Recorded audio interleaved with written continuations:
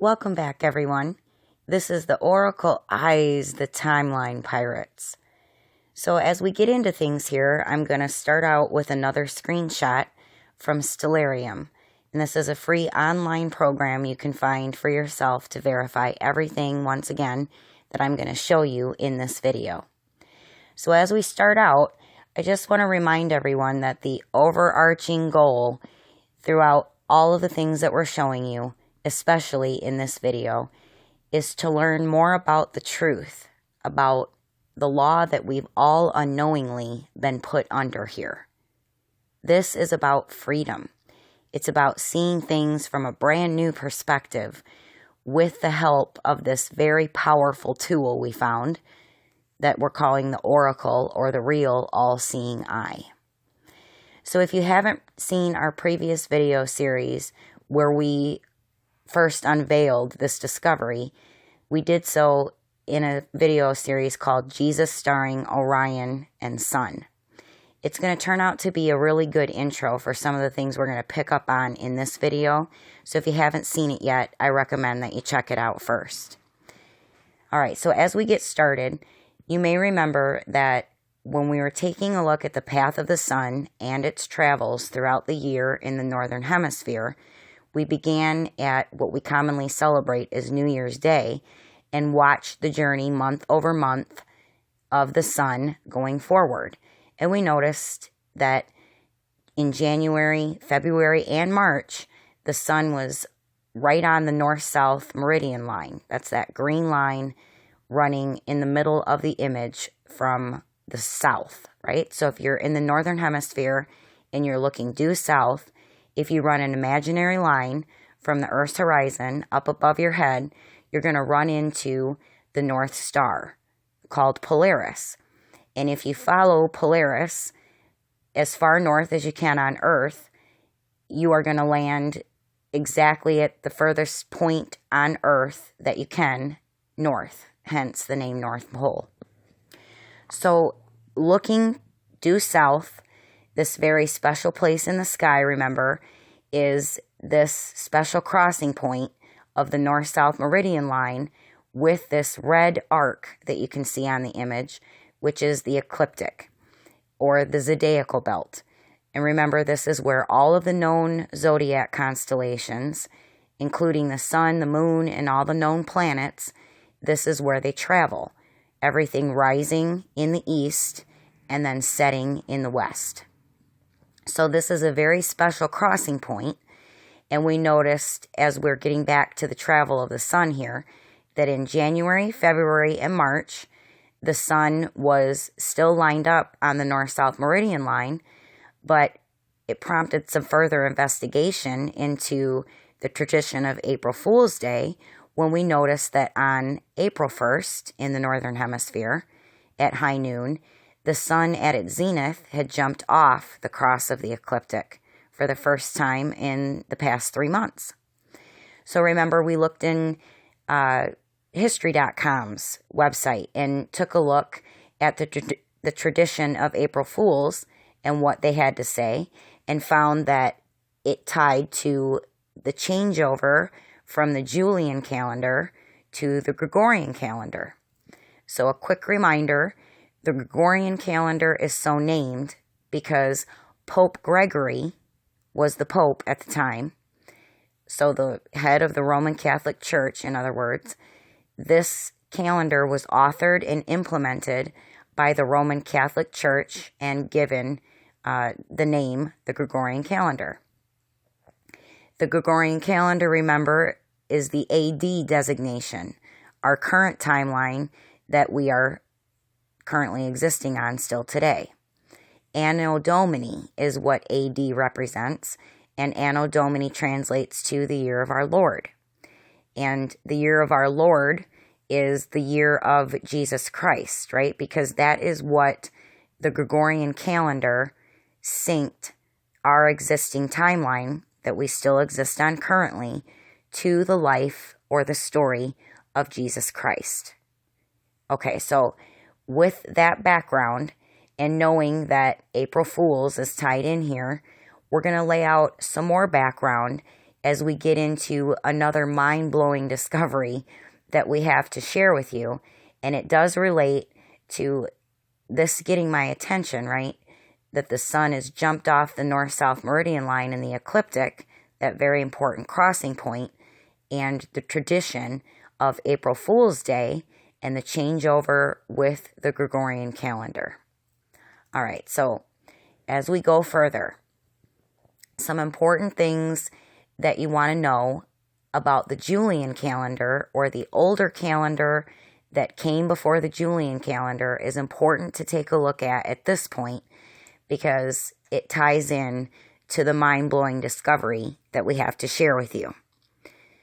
All right, so we're going to go to timeanddate.com, their website, and it's going to provide a little bit of information that we're going to take a look at, because you're going to find out why this Julian calendar needed to be replaced by the Gregorian calendar, and why who did this changeover is important to follow in this story. All right, so from timeanddate.com, we'd expect to be a good source of information about timelines and calendars and the history of them. So let's read what they have to say about the Julian calendar here. So the Julian calendar was introduced by Julius Caesar in 45 BCE. Some people would say that before Christ, right? 45 years before Christ. And replaced the Roman calendar.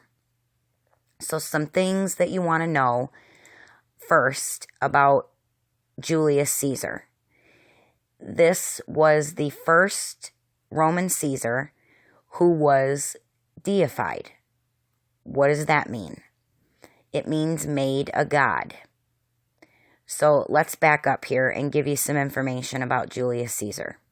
He was supposedly beloved by the people, a real man of the people, even though he was a totalitarian leader, meaning that he was both the government leader or political leader and the spiritual leader or the religious leader, all rolled up into one.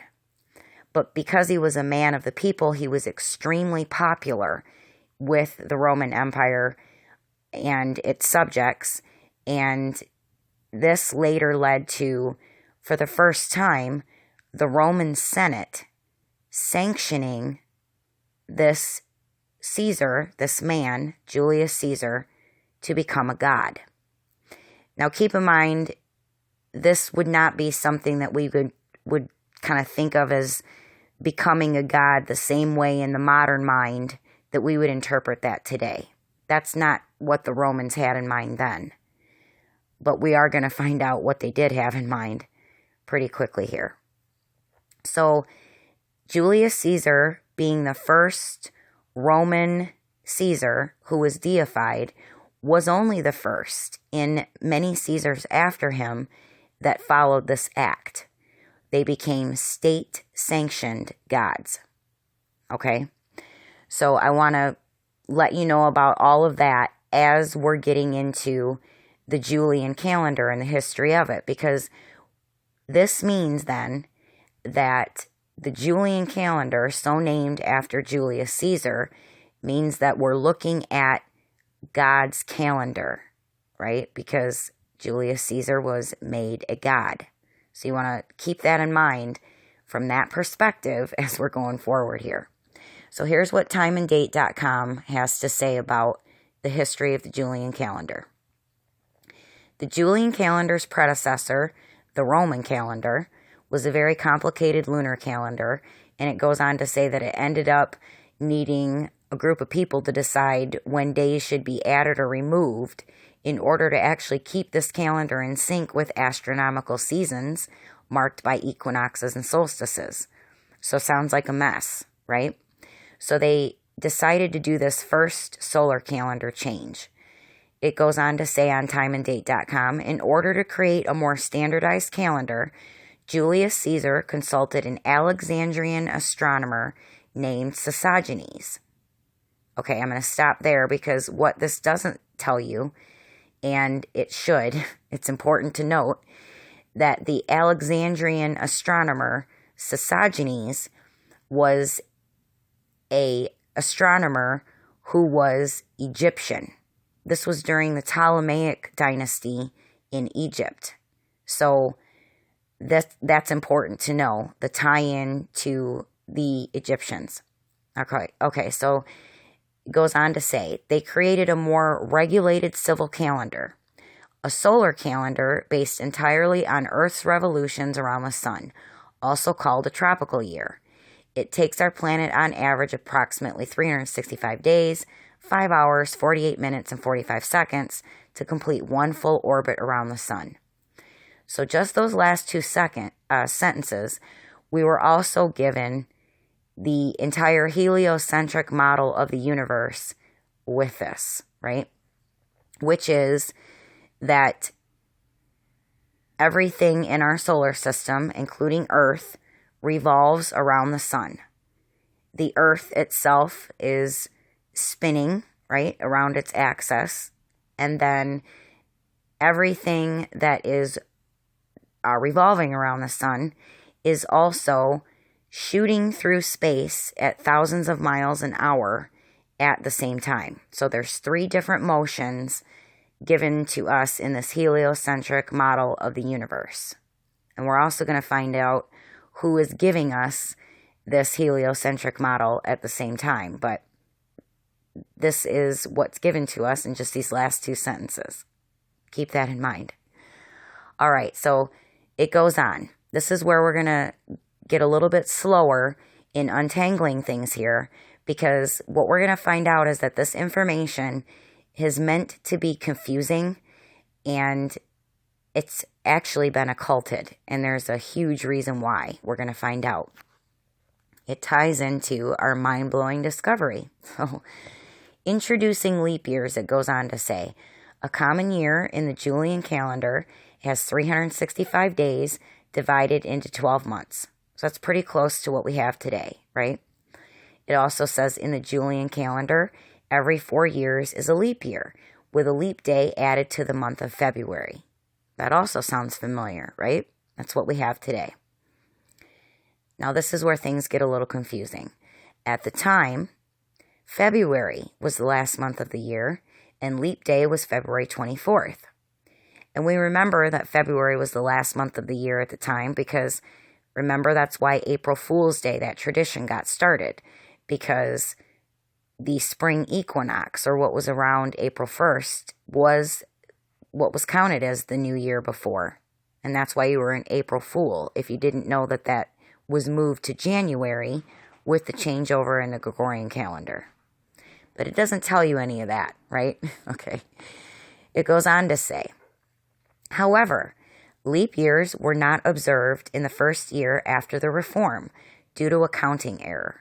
In the first years of the Julian calendar's existence, until 12 of the Common Era, so that's CE or AD, Anno Domini, every third year was a leap year due to a calculation error. Okay, so this is quite a mess. In other words, when they made this changeover, they forgot to put in the leap years until 12 years into it. And then when they did so, oops, they counted them every third year instead of every fourth year for the leap year. So they were all messed up from the start. But then it goes on to say, too many leap days.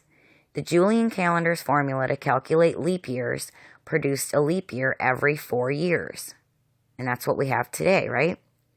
But then it goes on to say this. This is way too often. Wait, what?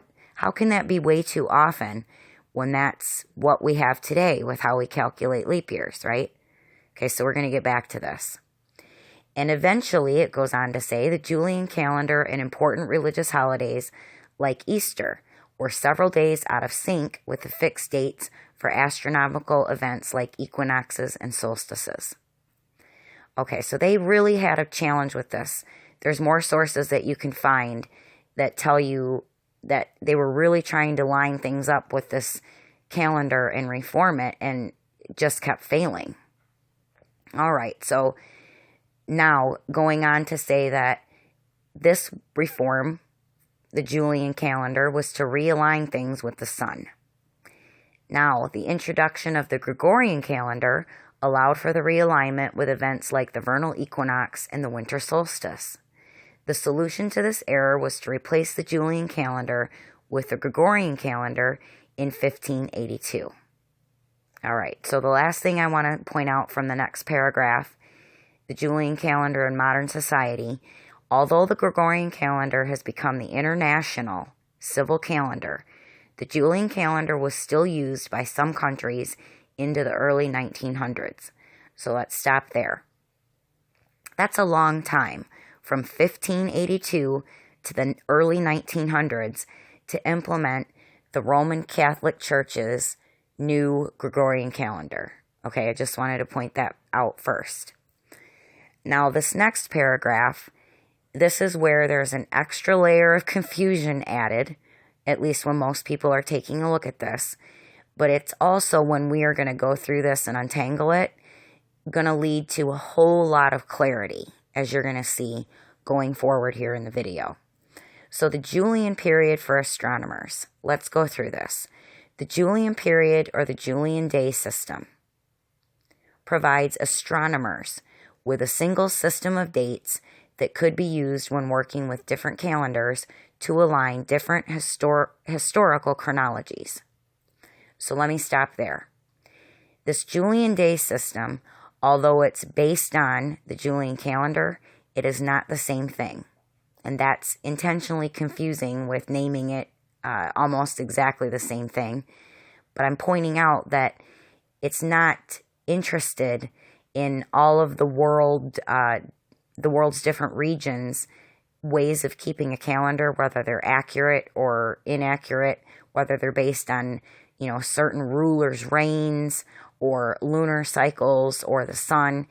They're interested about keeping track of the stars accurately.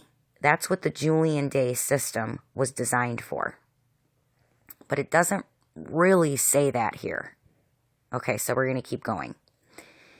It assigns a Julian day, a JD, to every year without having to worry about BCE or CE.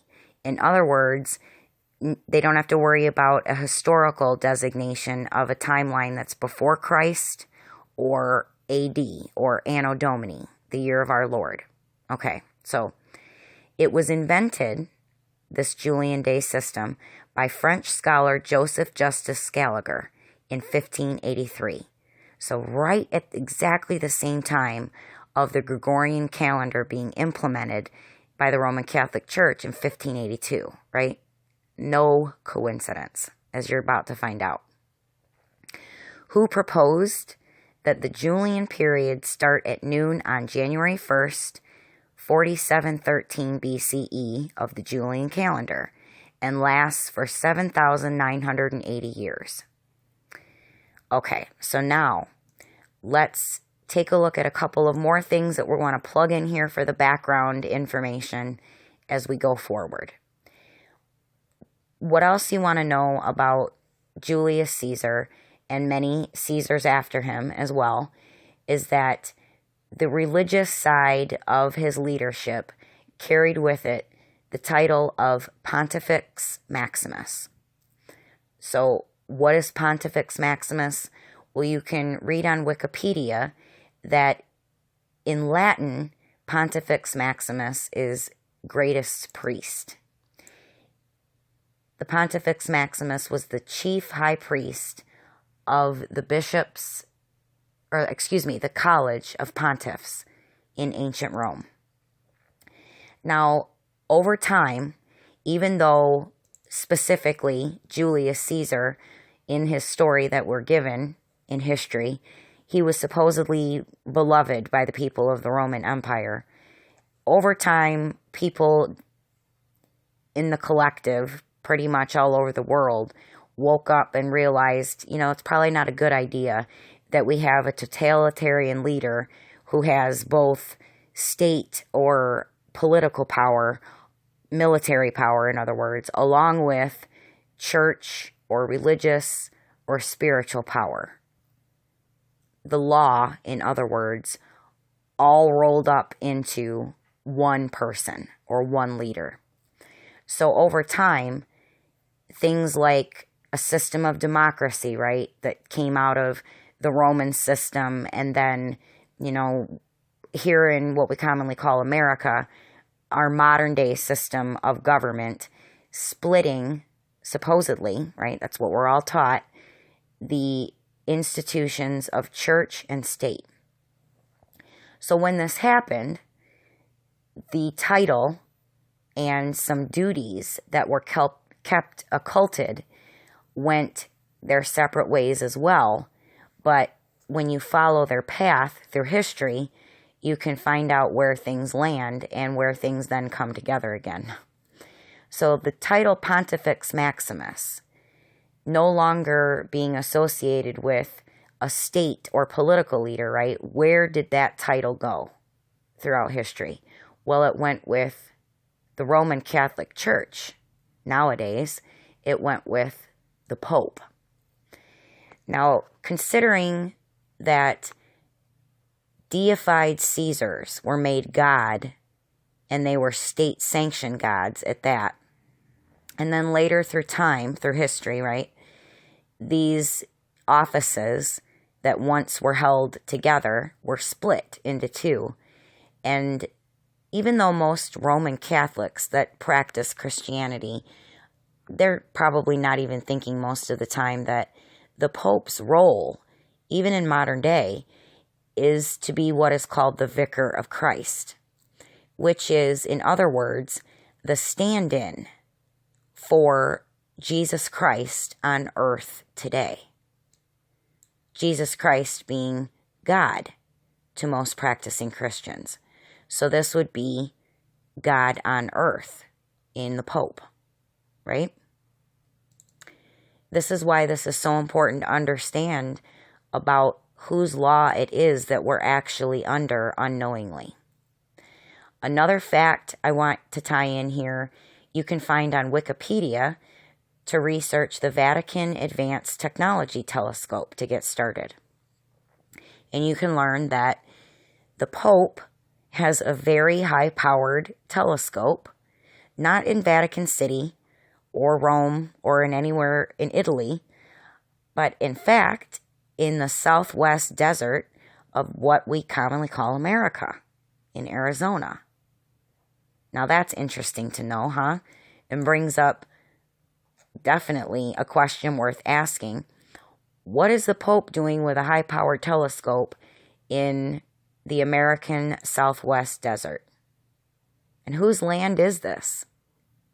Whose sea or eye are we really under?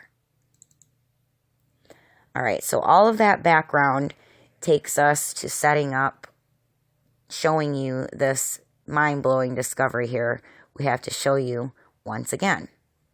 So keeping in mind that this all started from what we commonly call April Fool's Day, noticing that in the northern hemisphere, the sun doesn't follow the same pattern we watched it for 3 months before. It jumps off the north-south meridian line and the ecliptic cross. And then we also notice that it does the dance where it comes back across that same cross in the fall. So we wanted to see what would happen then if we turned our perspective around and looked at the night sky. Instead of high noon, looking at midnight and what's going on there instead. So here's another screenshot in Stellarium, and the setup here is once again from the viewing perspective in the northern hemisphere. The viewer is going to look due south, and we're looking once again at this very important area of the sky that we've discovered is the real all-seeing eye, or the oracle, and the north-south meridian line and where the arc of the ecliptic is crossing it. We set this up for what is commonly called February 19th of 2020 at midnight. So around the same time of the year, ending winter and going into the beginning of spring in what we commonly call the northern hemisphere. So the stars we're going to track this time to show you evidence of a mind-blowing phenomenon is the constellation known as Libra. Libra, you can see, is at what we commonly call February 19th of 2020 at midnight, the first two stars are visible for the first time just above the Earth's horizon. So we're going to take a look and track Libra and watch it over time, we expect, as all the stars do, right? Even the amateur stargazer is observing that stars move incrementally. And when we're watching things move on this arc of the ecliptic, we know that everything is rising in the east and setting in the west, traveling up and to the west over this arc of the ecliptic. Okay? So that's what we can find Libra doing on what is commonly called February 19th of 2020 at midnight. The first couple stars are just breaking the horizon. So let's take a look at just a week later where we find the constellation of Libra. And it's pretty much what we would expect, right? Watching the journey of how the stars in the sky dance their dance along this ecliptic arc, rising from the east and setting in the west. And each night, this ecliptic arc or wheel, as it turns just a smidge more, just a little bit more each night, which is why more of the constellation of Libra is visible above the Earth's horizon a week later at midnight. All right, so going forward another week to what is commonly called March 4th of 2020 at midnight, we can see the constellation of Libra more fully risen above the eastern horizon on the arc of the ecliptic. Just as we'd expect to see, continuing to watch this journey of the stars on their path along the ecliptic arc. Let's go 4 more days to what is commonly called March 8th of 2020 at midnight, and notice that it's the first night at midnight that the constellation of Libra, all the stars of it, are fully risen above the Earth's horizon in the east in its travels along the arc of the ecliptic. Just like we'd expect to see, right? Incremental rising. But what happens the very next night? On what is commonly called March 9th of 2020 at midnight, what has happened here? The constellation of Libra is not where we'd expect it to be in its incremental journey on the ecliptic arc that we've been watching. Instead of being more fully risen above the Earth's horizon, where we'd expect it to be, it now is appearing more than halfway descended below the Earth's horizon. What is going on here? Because this is not anything that we are taught is supposed to be happening, at least in our given heliocentric model of the universe, that is. So let's keep going. If we continue tracking the constellation of Libra over time, we move forward 8 days from where we were, noticing that the constellation of Libra had halfway descended. It jumped back into the Earth's horizon, in other words. But we notice 8 days later, this incremental journey, the one we'd expect to see the stars travel, well, we see it again happening. The constellation of Libra, once again, more fully risen above the Earth's horizon in the east on the arc of the ecliptic. So let's go 5 days further to what we commonly call March 23rd of 2020 at midnight. And when we're lining this up, we can see that it's the constellation of Libra, all the stars of it, back to where it was when we noticed that it jumped back.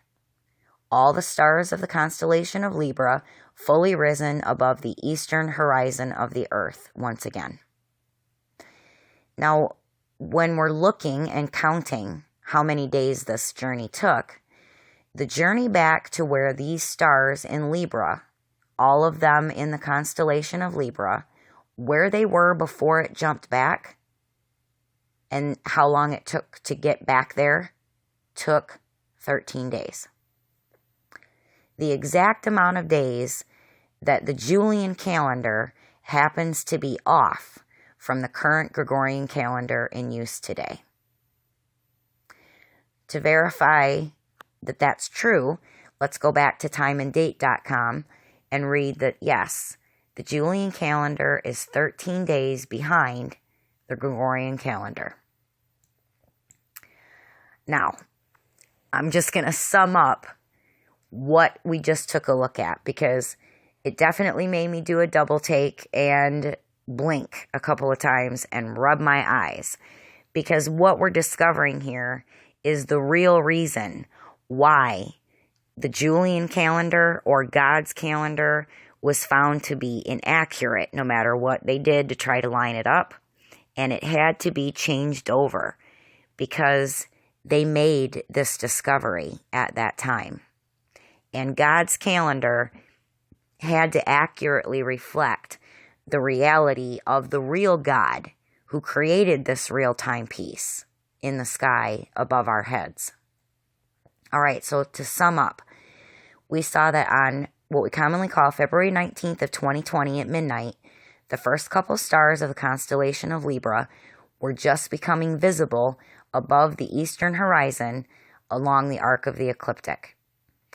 And when we looked again on what we commonly call March 8th of 2020 at midnight, it was 18 days later, and it was Libra, the entire constellation at that time, being now fully risen above the eastern horizon of the Earth along the arc of the ecliptic. And then it jumped back down very next night. So on what we commonly call March 9th of 2020, the constellation of Libra was found to be halfway descended back down below the Earth's horizon, and it shouldn't have been found there, right? In the pattern, in the heliocentric model of the universe that we're given. We tracked it from that point and found that after Libra jumped back down, it takes 13 days to reach the point where it was before it did this jump, where it's fully risen above the Earth's horizon once again. So let's plug in to a math problem with a very simple solution here. The information that this sky story has now provided us. 18 days plus 13 days, and this happened over leap year this year. So that's why it's 13 days, because it occurred over February, and this year February had an extra day. It was a leap year. So 18 plus 13 equals 31 days. So in non-leap years, it's 18 days plus 12 days. That gives us 30 days. That's the number of days in our current Gregorian calendar timeline for every month except for February, which was also a changeover made from the Julian calendar to the Gregorian calendar that we use today. With it as well came changing, when it was the Julian calendar, inserting and changing the names of what we commonly now still use of July and August to reflect Julius Caesar and Augustus Caesar, both deified gods by the Roman Senate, represented as gods in still the current Gregorian calendar timeline authored by the Roman Catholic Church that we use today. This is important because what we're seeing here is that the reality in the sky, in our reality that the real creator created, is being occulted in other ways by dark stories and by misinformation about how this universe really works in this reality. Okay, next we're going to take a look at what occurs in the night sky in the northern hemisphere. Instead of the springtime, we're looking at its opposite, the fall or autumn. Because remember, the sun during the day at high noon was found jumping off the north-south meridian line and the cross of the ecliptic at around April Fool's Day, springtime. But when we follow the path of the sun throughout the year, in our previous video series, the story of Jesus starring Orion and the sun, remember that we found it doing an opposite kind of mirror image dance in the fall or in autumn where the sun jumped back. So we thought, If we found this phenomenon in the night sky where the all-seeing eye was winking in a way that we were never taught about, let's take a look then at what's happening in the opposite season, in the autumn or the fall, in what we commonly call the Northern Hemisphere, and see if we can find a similar phenomenon. And it turns out that we did. So let's take a look at that. We can go through this more quickly, knowing what we're looking for. So we're queuing things up in Stellarium this time to what is commonly called October 30th of 2020. So the day before what is commonly celebrated as Halloween here in the Northern Hemisphere, at least. We're looking at different constellations in the sky, right? Because this all-seeing eye, or this oracle, this ecliptic arc, it's actually a wheel you can think of that's rotating.